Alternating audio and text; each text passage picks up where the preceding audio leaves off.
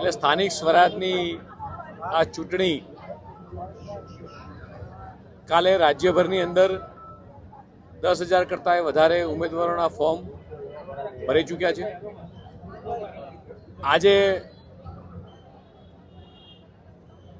તમામ 15 જેટલી મહાનગરપાલિકાની અંદર અમદાવાદમાં આજે માનનીય મુખ્યમંત્રીશ્રી દ્વારા, રાજકોટમાં હું પોતે,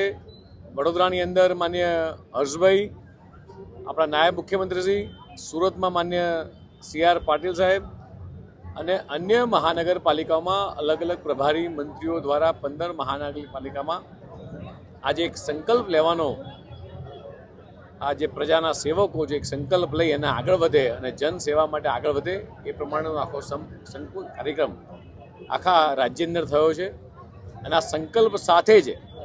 જે રીતે પંડિત દીનદયાળજીની અને ડૉક્ટર શ્યામા પ્રસાદની વિચારધારા છે, ભારતીય જનતા પાર્ટીની જે વિચારધારા છે, એકાત્મ માનવવાદ, અંત્યોદય એટલે છેવાડાના માનવી સુધીની જે સતત ચિંતા કરવી,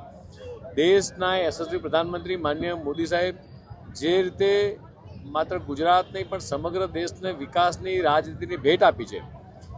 એ જ આ વિકાસની રાજનીતિ ગુજરાતના મુખ્યમંત્રી માનનીય ભૂપેન્દ્રભાઈ પટેલે સતત અવિરત પ્રયાસથી ચાલુ રાખી છે। અને જ્યારે સ્થાનિક સ્વરાજની ચૂંટણી છે ત્યારે આખા રાજ્યના તમામે તમામ પ્રજાસેવકો એ પ્રજાના કાર્યોમાં જોડાય,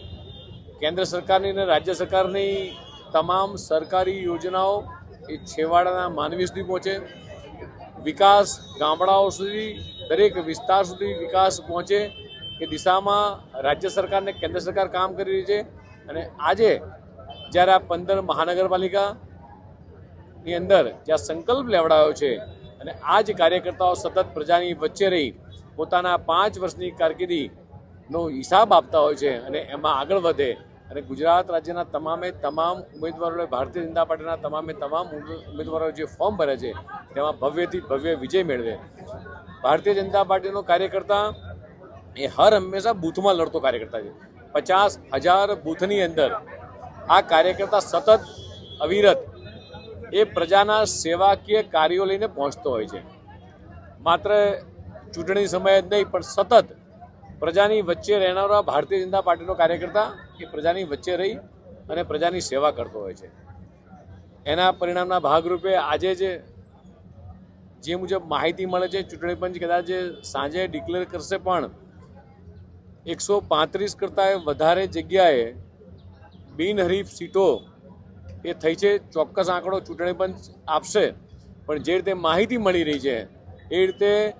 આખા રાજ્યભરમાંથી અલગ અલગ તાલુકા પંચાયત હોય, જિલ્લા પંચાયત હોય, નગરપાલિકા હોય, આની અંદર આજે વિપક્ષો દ્વારા જે જનસમર્થન એમને નથી મળતું, સતત વિપક્ષને માત્ર ચૂંટણી સમયે દેખાવાનું, ચૂંટણી પતી જાય એટલે જતા રહેવાનું,